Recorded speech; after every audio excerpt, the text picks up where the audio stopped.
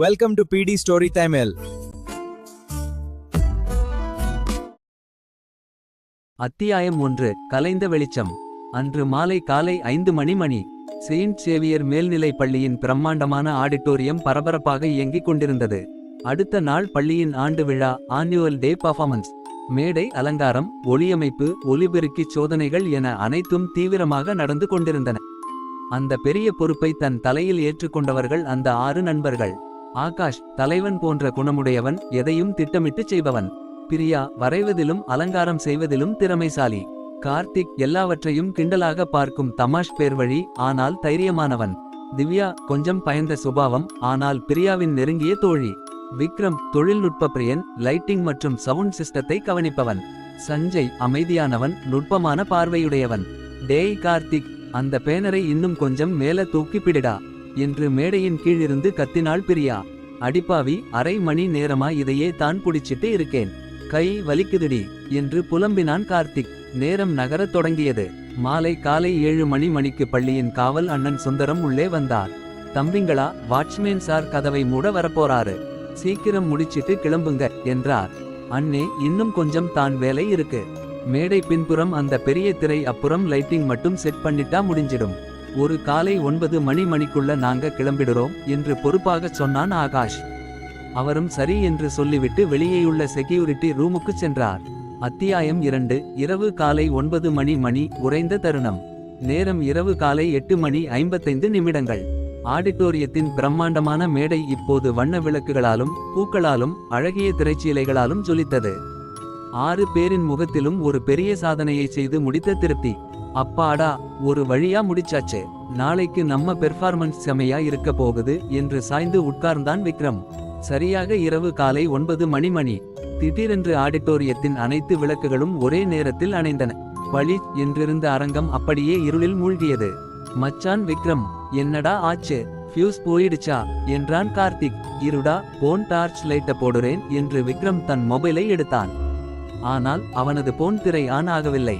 என்னடா இது, போன் சுவிட்ச் ஆஃப் ஆயிடுச்சு. ஃபுல் சார்ஜ் இருந்ததே. அடுத்து நடந்த சம்பவம் அனைவரையும் உறைய வைத்தது. ஆடிட்டோரியத்தின் பிரதான கதவுகள் டமார் என்ற பயங்கர சத்தத்துடன் தானாக மூடிக்கொண்டன. வெளியே பூட்டு போடப்படும் சத்தம் கேட்டது. சுந்தரம், அண்ணே கதவை திறங்க, நாங்க உள்ள தான் இருக்கோம் என்று கத்தினான் ஆகாஷ். கதவை சென்று தட்டினான். ஆனால் வெளியே இருந்து எந்த பதிலும் வரவில்லை. சலசலப்பு கூட இல்லை. அத்தியாயம் 3 மேடைக்கு அடியில். அரங்கத்தினுள் ஒருவிதமான விசித்திரமான குளிர்ந்த காற்று வீசத் தொடங்கியது. அது சாதாரண காற்று அல்ல, அழுகிய பூக்களின் துர்நாற்றமும் பழைய மரத்தின் சிதைவு வாசனை கலந்த ஒரு காற்று. ஆகாஷ், எனக்கு ஏதோ பயமா இருக்குடா என்று திவ்யா பிரியாவின் கைகளை இறுக்கமாக பிடித்துக்கொண்டாள். திடீரென மேடையின் நடுவில் அமைக்கப்பட்டிருந்த பெரிய சிவப்பு நிற திரைச்சீலை காற்று வீசாமலேயே மெல்ல ஆடத் தொடங்கியது. மேடையின் அடியிலிருந்து கொலுசு சத்தம் கேட்கத் தொடங்கியது. அது மெதுவாக நகர்ந்து அவர்கள் நின்றிருந்த திசையை நோக்கி வந்து கொண்டிருப்பது போல இருந்தது. யார் அது என்று தைரியத்தை வரவழைத்து கொண்டு கத்தினான் கார்த்திக். சலக் சலக். இருட்டுக்குள்ளிருந்து ஒரு கரகரப்பான குரல் முணுமுணுத்தது. இன்னும் எத்தனை ஆண்டுகள் என் மேடையில் நீங்கள் ஆடுவீர்கள்? அந்த குரல் கேட்ட அடுத்த நொடி மேடையில் தொங்கவிடப்பட்டிருந்த அலங்கார பொருட்கள் ஒவ்வொன்றாக அருந்து கீழே விழத் தொடங்கின. வண்ண விளக்குகள் தானாகவே எரியவும் அணையவும் தொடங்கின. ஆனால் அது சாதாரண வெளிச்சம் அல்ல, ஒருவித இரத்த சிவப்பு நிற வெளிச்சம். சிகப்பு வெளிச்சத்தில் மேடையின் நடுவே ஒரு உருவம் தெரிந்தது. அது ஒரு பெண் உருவம். ஆனால் அதன் கால்கள் தரையில் படாமல் காற்றில் மிதந்து கொண்டிருந்தன. அவளது நீண்ட கூந்தல் முகத்தை மறைத்திருந்தது. ஓடுங்கடா என்று கத்தினான் சஞ்சய். 6 பேரும் ஆடிட்டோரியத்தின் பின் கதவை நோக்கி ஓடினார்கள். ஆனால் பின் கதவுக்கு முன்னால் அந்த உருவம் நொடிப்பொழுதில் தோன்றி நின்றது. அவளது கண்கள் இருட்டில் நிலவு போல மின்னுவது போலவும் அவளது கைகள் அவர்களை நோக்கி நீழ்வது போலவும் இருந்தது. அத்தியாயம் 4 மாட்டிக்கொண்ட 6 பேர். 6 பேரும் வேறு வழியின்றி ஆடிட்டோரியத்தின் கிரீன் ரூம் ஓடிச் சென்று கதவை உள் பக்கமாக பூட்டிக்கொண்டார்கள். அனைவருக்கும் மூச்சு வாங்கியது. திவ்யா அழத் தொடங்கினாள். டேய், அது என்னடா, அது மனுஷனா அது என்று நடுக்கத்துடன் கேட்டான் விக்ரம். இல்ல, அது ஏதோ அமானுஷ்யம். இந்த ஸ்கூல் ஆடிட்டோரியத்துக்கு பின்னாடி ஏதோ ஒரு பெரிய வரலாறு இருக்கு என்றான் சஞ்சய். கதவின் இடுக்கின் வழியாக ஒரு பழைய டைரி ஒன்று உள்ளே தள்ளிவிடப்பட்டது. அந்த டைரியின் அட்டையில் 1994 ஆண்டின் தேதி குறிக்கப்பட்டிருந்தது. அப்போது கதவின் வெளிப்புறம் பலமாக தட்டப்பட்டது. Dub dub dub. கதவுக்கு வெளியே அந்த உருவத்தின் கொடூரமான சிரிப்புச் சத்தம் எதிரொலித்தது.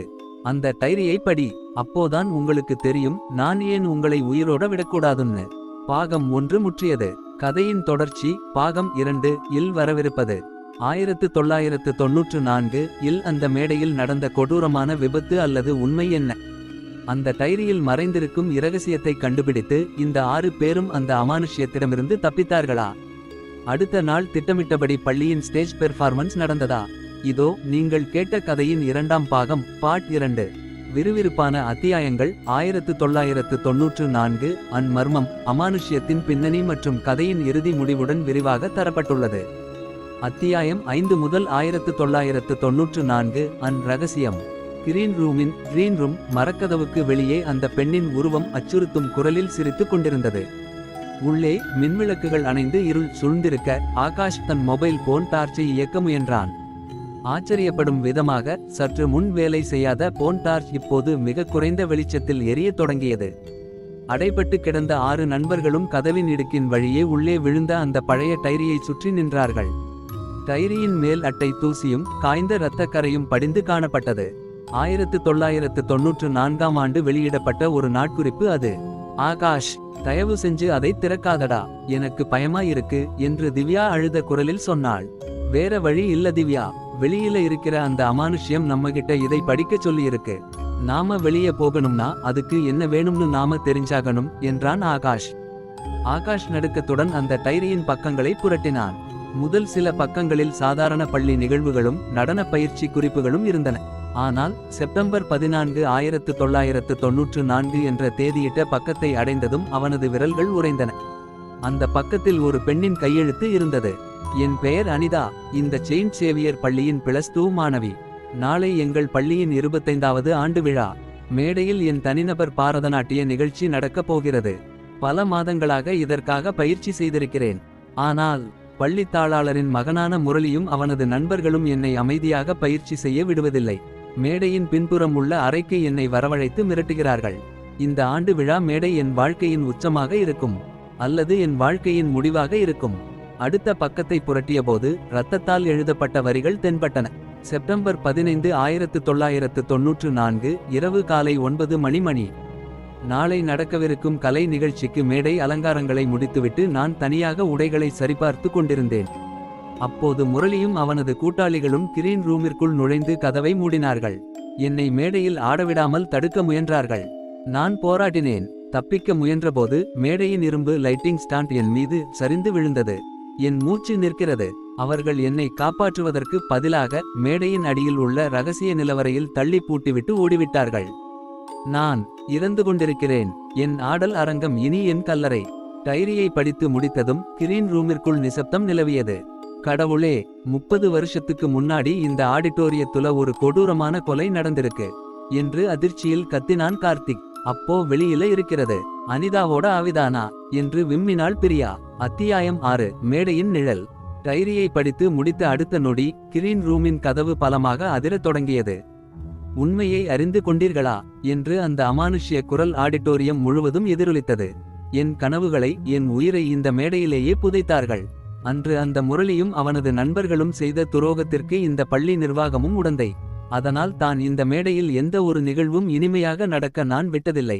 திடீரென்று கிரீன் ரூமின் கதவு உடைந்து சுக்குநூறாகச் சிதறியது. இருளுக்குள்ளிருந்து அனிதாவின் ஆவி மிதந்து வந்தது. அவளது முகத்தில் கொடூரமான கோபமும் கண்களில் இரத்தச் சிவப்பும் நிறைந்திருந்தன. அவளது உடலிலிருந்து வெளியான கடும் குளிர்ந்த காற்று 6 நண்பர்களையும் சுவரோடு சுவராக முடக்கியது. அனிதா அக்கா, தயவு செஞ்சு எங்களை ஒன்னும் பண்ணாதீங்க என்று ஆகாஷ் கைகளை கூப்பி அழுது கொண்டே கேட்டான். உங்களுக்கு நடந்த அநீதிக்கு நாங்க காரணம் இல்ல. நாங்க சும்மா ஸ்டூடெண்ட்ஸ். நாளைக்கு நடக்கிற ஃபங்க்ஷனுக்காக டெக்கரேஷன் மட்டும்தான் பண்ணினோம். அன்று நானும் கூட ஒரு மாணவிதான் என்று கத்தினாள் அனிதா. அவளது கரகரப்பான குரலில் ஆடிட்டோரியத்தின் கண்ணாடிகள் நொறுங்கின. எனக்கு கிடைக்காத மேடை, எனக்கு கிடைக்காத பாராட்டு வேறு யாருக்கும் கிடைக்க கூடாது. இன்று இரவு 9 மணிக்கு பிறகு இந்த மேடையில் கால் வைத்த உங்கள் 6 பேரையும் என் உலகத்திற்கு அழைத்துச் செல்வேன். அனிதா தன் கைகளை நீட்ட காற்றில் பலமான சுழல் காற்று உருவானது. மேடையின் கூரையிலிருந்த மரப்பலகைகளும் லைட்டிங் உபகரணங்களும் காற்றில் பறந்து அவர்களை நோக்கி வந்தன. எல்லாரும் கீழே குனியுங்க என்று கத்தினான் சஞ்சய். 6 பேரும் தரையில் படுத்து கொண்டார்கள். விக்ரம் தன் லேப்டாப்பிலிருந்து ஒரு பழைய வரைபடத்தை வெளியே எடுத்தான். அது இந்த ஆடிட்டோரியத்தின் கட்டடக்கலை வரைபடம், ப்ளூ பிரிண்ட். டம் டம் டம். ஆகாஷ், இங்க பாரு என்று சத்தமாக கத்தினான் விக்ரம். டைரியில அனிதா சொன்ன அந்த ரகசிய நிலவரை, சீக்ரெட் பேஸ்மெண்ட், இந்த கிரீன் ரூம்க்கு அடியில தான் இருக்கு. அங்க ஒரு அவசரகால வெளியேற்ற வழி, எமர்ஜென்சி எக்ஸிட் இருக்குன்னு இந்த மேப்ல போட்டிருக்கு. அத்தியாயம் 7, ஆபத்தான போராட்டம். அனிதாவின் ஆவி அவர்களை நெருங்கிக் கொண்டிருந்தது. விக்ரம், அந்த நிலவரைக்கான கதவு எங்க இருக்கு என்று பதற்றத்துடன் கேட்டான் கார்த்திக். இந்த கிரீன் ரூமின் மூலையில இருக்கிற அந்த பெரிய மரப்பீரோவுக்கு பின்னாடி என்று வரைபடத்தை காட்டிச் சொன்னான் விக்ரம். நேரமில்லை. அனிதாவின் ஆவி தன் கைகளை உயர்த்த மேடையிலிருந்த கூர்மையான இரும்பு கம்பிகள் அவர்களை நோக்கி பாயத் தயாராகின. ஆகாஷ், கார்த்திக், சஞ்சய் மூவரும் சேர்ந்து தங்கள் முழு பலத்தையும் திரட்டி மூலை கூஷனில் இருந்த கனமான மர பீரோவை தள்ளினார்கள். கரு என்ற சத்தத்துடன் பீரோ நகர்ந்தது. அதன் பின்னால் தரையில் ஒரு பழைய இரும்பு கதவு, ராப்டோ, பூட்டப்பட்ட நிலையில் இருப்பதை கண்டார்கள். கதவு பூட்டியிருக்குடா என்றாள் பிரியா. கார்த்திக் சுற்றும் முற்றும் பார்த்தான். பக்கத்திலிருந்த இரும்பு சுத்தியலை எடுத்து அந்த பூட்டின் மீது ஓங்கி அடித்தான். டங். பூட்டு உடைந்து சிதறியது. சீக்கிரம் உள்ள இறங்குங்க என்று ஆகாஷ் கத்தினான். திவ்யா, பிரியா, விக்ரம், சஞ்சய் ஆகியோர் வரிசையாக அந்த சிறிய படிக்கட்டுகளில் இறங்கினார்கள். கடைசியாக கார்த்திக்கும் ஆகாஷும் இறங்க முயன்றபோது அனிதாவின் ஆவி ஆகாஷின் காலை பிடித்து இழுத்தது. ஆகாஷ் என்று கத்திய கார்த்திக் சட்டென்று அனிதாவின் டைரியை எடுத்து அவளது ஆவியின் முன் பிடித்தான். அனிதா, இது உன்னோட டைரி. உன்னோட உண்மையான ஆசை இந்த மேடையில் ஆடணும்ன்றதுதானே தவிர பாவமே செய்யாத எங்களை கொல்றது இல்ல. உன் கதையை உலகத்துக்கு நாங்க சொல்றோம் என்று கார்த்திக் உரக்க கத்தினான். அந்த டைரியை பார்த்ததும் அனிதாவின் ஆவி ஒரு கணம் ஸ்தம்பித்தது. அவளது பிடி தளர்ந்தது. அந்த சந்தர்ப்பத்தை பயன்படுத்தி ஆகாஷ் கீழே குதித்து இரும்பு கதவை உள்பக்கமாக இழுத்து பூட்டினான். அத்தியாயம் 8, சாப விமோசனம். அவர்கள் வந்து சேர்ந்த இடம் இருள் சூழ்ந்த, தூசியும் ஒட்டடையும் நிறைந்த ஒரு நிலவரை. அங்கே ஒரு மூலையில் 1994ஆம் ஆண்டு காணாமல் போன அனிதாவின் எலும்புக்கூடும் அவள் அணியவிருந்த பாரதநாட்டிய உடைகளும் சலங்கையும் கிடந்தன. 30 வருடங்களாக அந்த உடல் அங்கேயே யாருக்கும் தெரியாமல் புதைந்து கிடந்திருக்கிறது. 6 பேரின் கண்களிலும் கண்ணீர் குளிர்ந்தது. ஐயோ, பாவம்டா அனிதா அக்கா, அவங்க உடலை கூட வெளியில எடுக்காம அந்த பாவிகள் இங்கேயே விட்டுட்டு போயிட்டாங்க என்று விம்மினாள் திவ்யா. ஆகாஷ் அந்த எலும்புக்கூட்டின் முன்னே மண்டியிட்டான். அனிதா அக்கா, உங்களுக்கு நடந்த கொடூரத்துக்கு நாங்க நீதி வாங்கி தர்றோம். நாளைக்கு காலையில போலீஸ் கிட்ட இந்த டைரியையும் உங்க உடலையும் ஒப்படைப்போம். அது மட்டும் இல்ல, நாளைக்கு நடக்கிற ஆண்டு விழாவுல உங்களோட இந்த சலங்கையை மேடைக்கு நடுவுல வச்சு உங்களோட நினைவாதான் இந்த நிகழ்ச்சியே நடக்கும்னு நாங்க உறுதி தர்றோம். தயவு செஞ்சு எங்களை மன்னிச்சு வாழ விடுங்க என்று வேண்டினான். அப்போது அந்த நிலவரையின் கதவு மெல்ல திறந்தது. அனிதாவின் ஆவி இப்போது கொடூரமான வடிவத்தில் இல்லை. ஒரு அழகான, சாந்தமான நடனக் கலைஞரின் வடிவில் தோற்றமளித்தது. அவளது கண்களிலிருந்து ஒளிரும் நீர்த்துளிகள் கீழே விழுந்தன. அவள் மெதுவாக தன் கையை நீட்டி நிலவரையின் மறுகோடியில் இருந்த அவசரகால கதவை சுட்டிக்காட்டினாள். அவளது குரல் இப்போது அமைதியாக ஒலித்தது. என் ஆத்மா சாந்தியடைய வழி செய்தீர்கள். நாளை என் சலங்கை இந்த மேடையில் ஒலிக்கட்டும். நீங்கள் பாதுகாப்பாக செல்லுங்கள். அவள் தந்த வழிகாட்டுதலின்படி 6 நண்பர்களும் அந்த அவசரகால கதவை திறந்து கொண்டு வெளியே வந்தார்கள். அத்தியாயம் 9, விடியலின் வெளிச்சம் மற்றும் ஆண்டு விழா. வெளியே வந்தபோது மணி இரவு காலை 10:30. குளிர்ந்த இரவு காற்று அவர்கள் முகத்தில் பட்டது. செக்யூரிட்டி அறைக்கு ஓடிச் சென்று வாட்ச்மேன் சுந்தரம் அண்ணனை எழுப்பினார்கள். மறுநாள் காலை பள்ளியின் தாளாளரும் காவல்துறையும் ஆடிட்டோரியத்திற்கு வந்தனர். ஆகாஷ் மற்றும் அவனது நண்பர்கள் கொடுத்த 1994ஆம் ஆண்டின் டைரியையும் நிலவரையில் இருந்த ஆதாரங்களையும் வைத்து காவல்துறை விசாரணை நடத்தியது. 1994 இல் குற்றஞ்சாட்டப்பட்ட முரளி மற்றும் அவனுக்கு உடந்தையாக இருந்தவர்கள் உடனடியாக கைது செய்யப்பட்டனர். 30 வருடங்களாக மறைக்கப்பட்ட உண்மை வெளிச்சத்திற்கு வந்தது.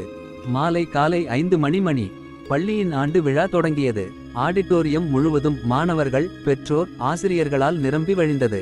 மேடை அலங்காரம் அற்புதமாக ஜொலித்தது.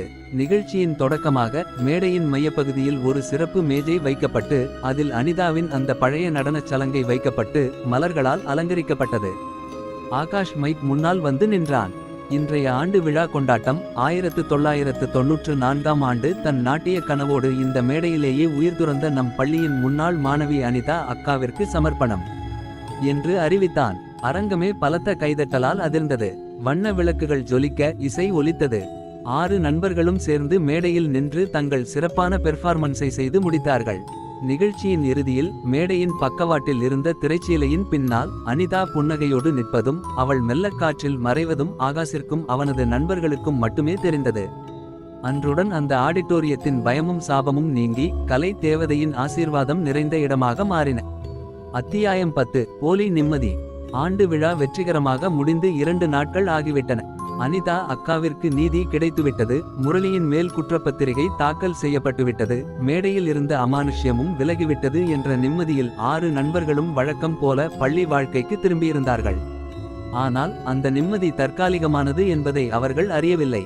புதன்கிழமை மாலை பள்ளி நேரம் முடிந்து அனைவரும் வீட்டிற்கு கிளம்பிக் கொண்டிருந்தனர். ஆகாஷ் தன் பையை எடுத்து தோளில் போட்டபடி வகுப்பறையை விட்டு வெளியே வந்தான். அப்போது பள்ளியின் தலைமை ஆசிரியர் பிரின்சிபல் அவனை கூப்பிடுவதாக பியூன் வந்து சொன்னார். ஆகாஷ் பிரின்சிபாலின் அறைக்கு சென்றான். அங்கே அவனது 5 நண்பர்களும் ஏற்கனவே நின்று கொண்டிருந்தார்கள். பிரின்சிபாலின் முகம் மிகவும் வெளிர்மையாகவும் பயத்தில் உறைந்தும் காணப்பட்டது. ஆகாஷ் உள்ள வாங்க என்றார் பிரின்சிபால் தாழ்ந்த குரலில். என்ன ஆச்சு சார், எதுக்கு எங்களை வரச் சொன்னீங்க என்றான் ஆகாஷ். பிரின்சிபால் மேஜை மீது இருந்த ஒரு பழைய காவல்துறை கோப்பை புலிஸ் ஃபைல் அவர்கள் முன் தள்ளினார். நீங்க அன்னைக்கு நைட் ஆடிட்டோரியத்துல இருந்து கண்டுபிடிச்ச டைரி, அப்புறம் அந்த எலும்புக்கூடு, அதை வச்சு போலீஸ் முரளியை கைது பண்ணினாங்க இல்லையா? ஆமா சார், அதுல ஒரு பெரிய தவறு நடந்திருக்கு. நேற்று இரவு ஜெயில்ல வச்சு முரளி கிட்ட தீவிர விசாரணை நடத்தினாங்க. அப்போதான் ஒரு அதிர்ச்சியான உண்மை தெரிய வந்திருக்கு. பிரின்சிபால் நிறுத்தி பெருமூச்சு விட்டார். என்ன உண்மை சார் என்று பதற்றத்துடன் கேட்டான் விக்ரம். 1994 அனிதா காணாம போனப்போ முரளி இந்த ஊர்லயே இல்லை. அவன் அதற்கும் ஒரு வாரத்திற்கு முன்பே மேற்படிப்புக்காக லண்டன் போயிட்டான். அதற்கான பாஸ்போர்ட் மற்றும் ஏர்போர்ட் ஆதாரங்களை அவனோட வழக்கறிஞர் நேத்து நைட் கோர்ட்ல சப்மிட் பண்ணிட்டாரு. அதனால் போலீஸ் இப்போ முரளியை விடுதலை பண்ணிட்டாங்க. இந்த வார்த்தைகளை கேட்டதும் 6 பேருக்கும் தலை சுற்றி போனது. சார் என்ன சொல்றீங்க? அப்போ அந்த டைரில முரளிதான் இதெல்லாம் பண்ணினான்னு எழுதியிருந்ததே, அது பாயா என்று திவ்யா அதிர்ச்சியோடு கேட்டாள். டைரில இருந்தது அனிதாவோட கையெழுத்தே இல்லைன்னு தடயவியல் துறை ஃபரன்சிக்ஸ் இப்போ உறுதி பண்ணியிருக்காங்க. அது மட்டுமில்ல, அன்னைக்கு நீங்க நிலவரையில பார்த்த எலும்புக்கூடு, அது ஒரு பெண்ணோட எலும்புக்கூடு இல்ல, அது ஒரு ஆணோட எலும்புக்கூடு. அத்தியாயம் 11 சுழன்றடிக்கும் சூறாவளி. என்னது, ஆணோட எலும்புக்கூடா? கார்த்திக் கத்தினான். அப்போ நாங்க அன்னைக்கு பார்த்தது யாரை? அந்த அனிதா யாரு? எனக்கு தெரியல தம்பி. பிரின்சிபால் நடுங்கும் கைகளால் தன் கண்ணாடியை கழற்றி துடைத்தார். இந்த பள்ளி கட்டப்படுவதற்கு முன்னாடி 100 வருஷத்துக்கு முன்னாடி இந்த நிலத்துல ஒரு பயங்கரமான மாந்திரீக கூடம் இருந்ததா பழைய ஆவணங்கள் சொல்லுது. அனிதான்னு ஒரு பொண்ணு 1994 காணாம போனது உண்மைதான். ஆனா அவளுக்கு என்ன ஆச்சுன்னு யாருக்குமே தெரியாது. அப்போது பிரின்சிபால் அறையின் ஜன்னல் கதவுகள் பலமாக அடித்துக் கொண்டன. வெளியே பளிச்சென்று இருந்த சூரிய வெளிச்சம் மறைந்து கனப்பொழுதில் கார்மேகம் சூழ்ந்தது. ஆடிட்டோரியத்தின் திசையிலிருந்து ஒரு பயங்கரமான கர்ஜனை சத்தம் கேட்டது. டேய், அப்போ அன்னைக்கு நம்மகிட்ட அந்த டைரியை கொடுத்து நிலவரை கதவை திறக்க வச்சது அனிதா இல்லையா என்றான் சஞ்சய். அவனது கண்கள் பயத்தில் விரிந்தன. ஐயோ, நாம என்ன பண்ணியிருக்கோம் தெரியுமா? விக்ரம் அலறினான். அந்த நிலவரை கதவு சாதாரண கதவு இல்லடா, அது ஏதோ ஒரு கொடூரமான அமானுஷ்ய சக்தியை அடக்கி வச்சிருந்த ஒரு சீல். நாம அனிதாவுக்கு நீதி கிடைக்குதுன்னு நினைச்சு அந்த இரும்பு பூட்டை உடைச்சு அந்த கொடூரமான பேயை வெளியில விட்டுட்டோம். ஆகாஷின் உடல் நடுங்கியது. அன்னைக்கு நிலவரையிலிருந்து தப்பிக்கும் போது அந்த ஆவி சொன்ன வரிகள் அவனது நினைவுக்கு வந்தன. என் ஆத்மா சாந்தியடைய வழி செய்தீர்கள். அது சாந்தியடைவதற்காக சொல்லப்பட்ட வரி அல்ல. 30 வருட சிறைவாசத்திலிருந்து விடுதலையான மகிழ்ச்சியில் சொல்லப்பட்ட வரிகள். திடீரென்று பள்ளியின் எச்சரிக்கை மணி, ஸ்கூல் அலாம் பெல் தானாகவே இடைவிடாமல் அடிக்கத் தொடங்கியது. Tongue tongue tongue tongue. அத்தியாயம் 12 திசை மாறிய உண்மை. பள்ளியில் இருந்த மாணவர்கள் அனைவரும் அலறியடித்துக் கொண்டு வெளியே ஓடத் தொடங்கினார்கள். ஆனால் பள்ளி வளாகத்தைச் சுற்றி ஒரு கருப்பு நிற புகைமண்டலம் சுவர் போல எழுந்து யாரும் வெளியேற முடியாதபடி வழிமறித்தது. ஆகாஷ், கார்த்திக், விக்ரம், சஞ்சய், பிரியா, திவ்யா 6 பேரும் ஆடிட்டோரியத்தை நோக்கி ஓடினார்கள். ஆடிட்டோரியத்தின் பிரதான கதவுகள் திறந்து கிடந்தன. உள்ளே சென்று பார்த்தவர்களுக்கு அதிர்ச்சி காத்திருந்தது. 2 நாட்களுக்கு முன்பு அவர்கள் அனிதாவுக்காக வைத்த மாலைகளும் பூக்களும் அழுகி இரத்தமாக மாறி மேடையிலிருந்து வழிந்து கொண்டிருந்தன. மேடையின் நடுவே கருப்பு நிற புகைக்கு நடுவில் ஒரு பிரம்மாண்டமான அமானுஷ்ய உருவம் நின்று கொண்டிருந்தது. அதன் பக்கத்தில் ஒரு பெண் உருவம் சங்கிலியால் பிணைக்கப்பட்ட நிலையில் காற்றில் மிதந்து கொண்டிருந்தது. அனிதா அக்கா என்று கத்தினாள் பிரியா. ஆம், அங்கு சங்கிலியால் பிணைக்கப்பட்டிருந்ததுதான் உண்மையான அனிதாவின் ஆவி. அனிதாவின் ஆவி அழுது கொண்டே கத்தியது, தம்பிகளா, ஓடி போயிடுங்க, இது நான் இல்ல. 1994ல நான் இந்த மேடையில் நடனம் ஆடும்போது இந்த மேடைக்கு அடியில் புதைக்கப்பட்டிருந்த ஒரு பழங்காலத்து இருள் சக்தி, டார்க் என்டிட்டி என் உயிரை பலிவாங்கிடுச்சு. என் ஆவியையும் இந்த நிலவரையில பூட்டி வச்சிருச்சு.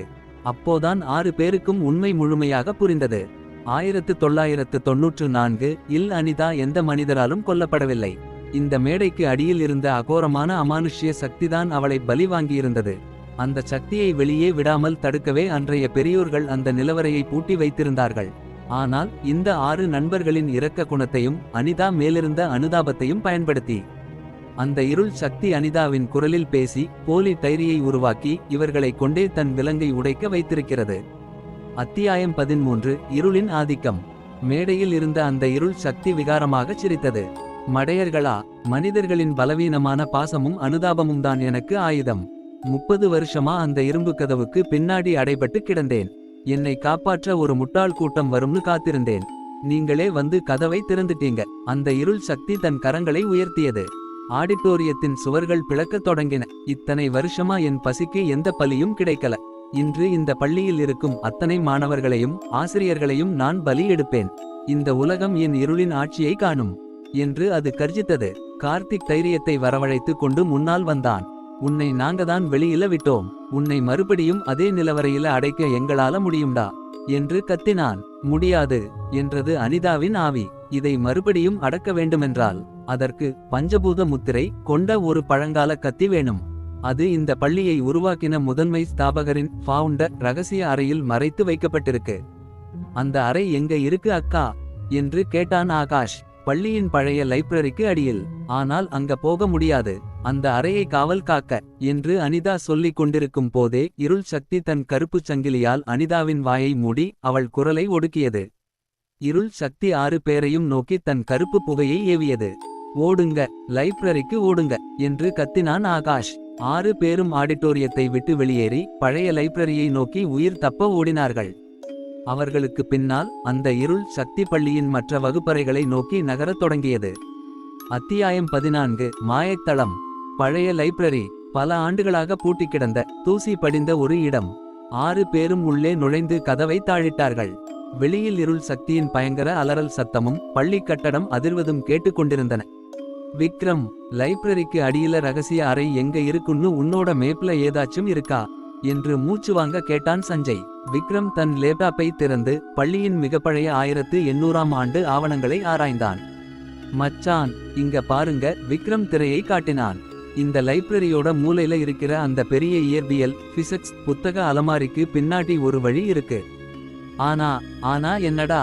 அந்த வழியை திறக்க 3 கேள்விகளுக்கு சரியான பதில் சொல்லணும். தப்பான பதில் சொன்னா அந்த அறையின் நுழைவுவாயில் நம்மை என்றென்றைக்கும் உள்ளேயே புதைச்சிடும். அப்போது லைப்ரரியின் மேல்கூரை பிளக்கத் தொடங்கியது. இருள் சக்தியின் கருப்பு புகைக்கரங்கள் லைப்ரரிக்குள் நுழைய தொடங்கின. நேரமில்லை, வாங்கடா, ஆகாஷ் கத்தினான். 6 பேரும் அந்த புத்தக அலமாரியை தள்ளினார்கள்.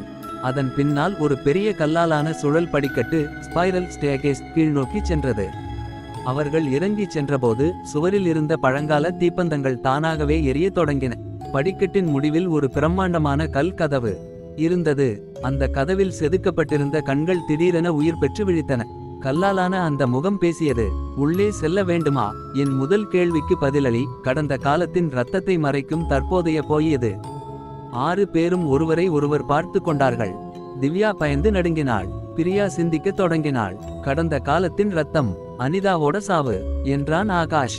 தற்போதைய போய், நாங்க உண்மையென்னு நம்பிய அந்த போலி டைரி. கல்முகம் புன்னகைத்தது. சரி, 2வது கேள்வி, பயத்தின் உச்சத்தில் பிறக்கும் மிகப்பெரிய சக்தி எது? கார்த்திக் யோசிக்காமல் சொன்னான், நட்பு. பயத்தோட உச்சத்திலும் நாங்க 6 பேரும் ஒருத்தரையும் விட்டுட்டு ஓடாம ஒன்னா நிக்கிறோம். அதுதான் நட்பு. கல்முகம் தலையசைத்தது. மிகச்சரி. 3வது கேள்வி, உயிரை கொடுக்க துணியும் தியாகம் எங்கே தொடங்கும்? சஞ்சய் சொன்னான், அடுத்தவரை காப்பாற்றும் எண்ணத்தில். கிரீச் என்ற சத்தத்துடன் அந்த கனமான கல் கதவு மெல்ல திறந்தது. அத்தியாயம் 15. முடிவுக்கான முப்பரிமாணம். கதவு திறந்ததும் உள்ளே ஒரு பிரகாசமான நீல நிற வெளிச்சம் வீசியது. அந்த அறையின் நடுவில் ஒரு கல்லாலான பீடத்தின் மேல் பஞ்சபூத முத்திரை பதித்த அந்த பழங்கால கத்தி மிதந்து கொண்டிருந்தது. கடைசியா கண்டுபிடிச்சாச்சுடா என்று மகிழ்ச்சியுடன் முன்னோக்கி ஓடினான் கார்த்திக். கார்த்திக் நில்லு என்று கத்தினான் ஆகாஷ். ஆனால் அதற்குள் காலம் கடந்துவிட்டது. கார்த்திக் அந்த கத்தியை தொட்ட அடுத்த நொடி அறையின் 4 மூலைகளிலிருந்தும் இரத்த கலர் சுடர்கள் எழும்பின. கத்தியின் மேலிருந்த நீல வெளிச்சம் கருப்பாக மாறத் தொடங்கியது. பீடத்திற்கு அடியிலிருந்து ஒரு கரகரப்பான குரல் சிரித்தது.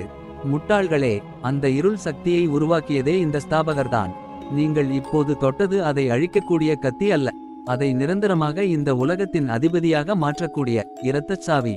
கார்த்திக்கின் கைகள் அந்த கத்தியோடு ஒட்டிக்கொண்டன. அவனது கண்கள் கருப்பு நிறமாக மாறத் தொடங்கின. அவன் நண்பர்களை நோக்கி திரும்பினான். அவனது முகத்தில் அமானுஷ்ய சிரிப்பு படர்ந்திருந்தது. கார்த்திக் என்று அலறினாள் பிரியா.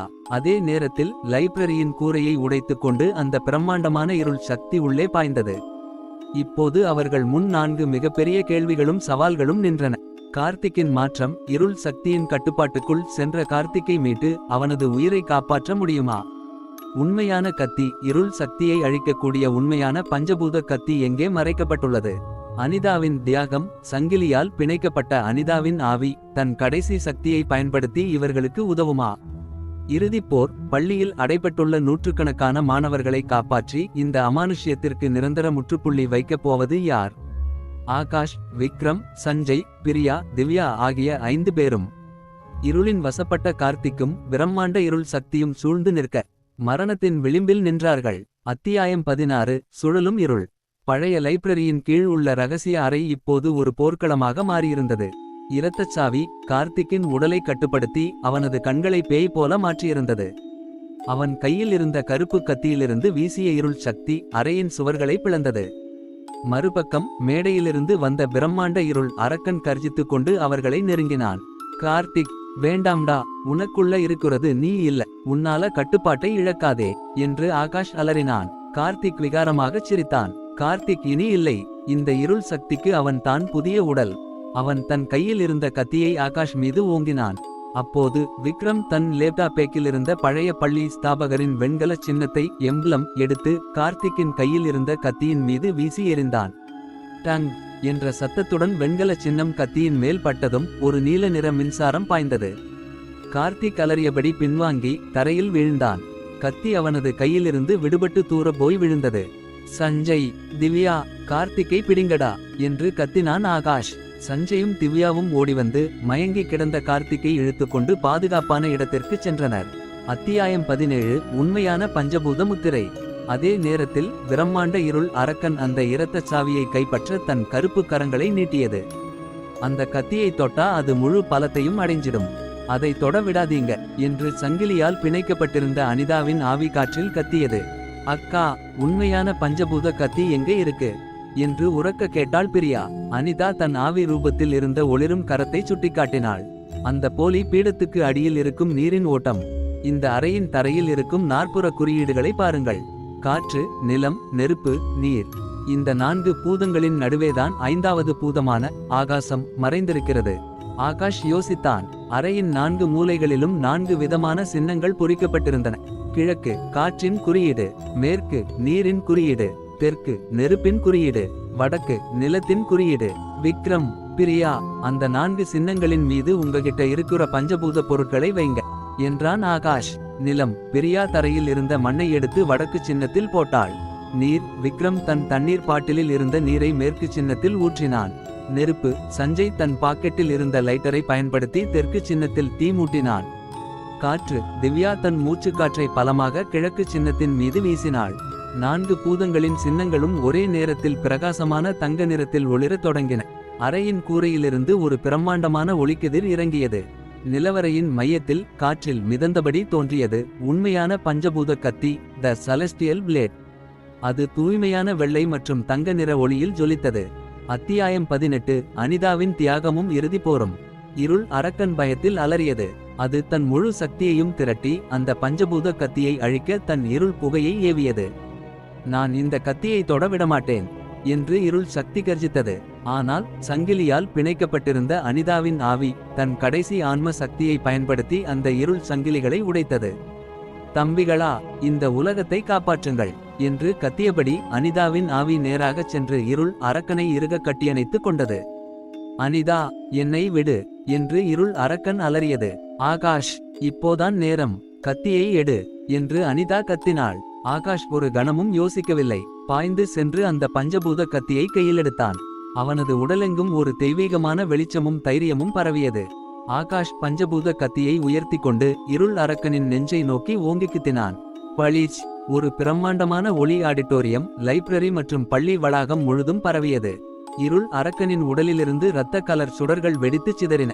அது பயங்கரமான ஓலமிட்டபடி கொஞ்சம் கொஞ்சமாக சாம்பலாக மாறத் தொடங்கியது. இல்லை, இது முடியாது என்ற அலறலுடன் அந்த இருள் சக்தி முற்றிலும் அழிந்து காற்றில் கரைந்தது. அத்தியாயம் 19. விடியலும் புதிய உதயமும். இருள் அரக்கன் அழிந்த அடுத்த நொடி பள்ளியைச் சூழ்ந்திருந்த கருப்பு புகைமண்டலம் மறைந்தது.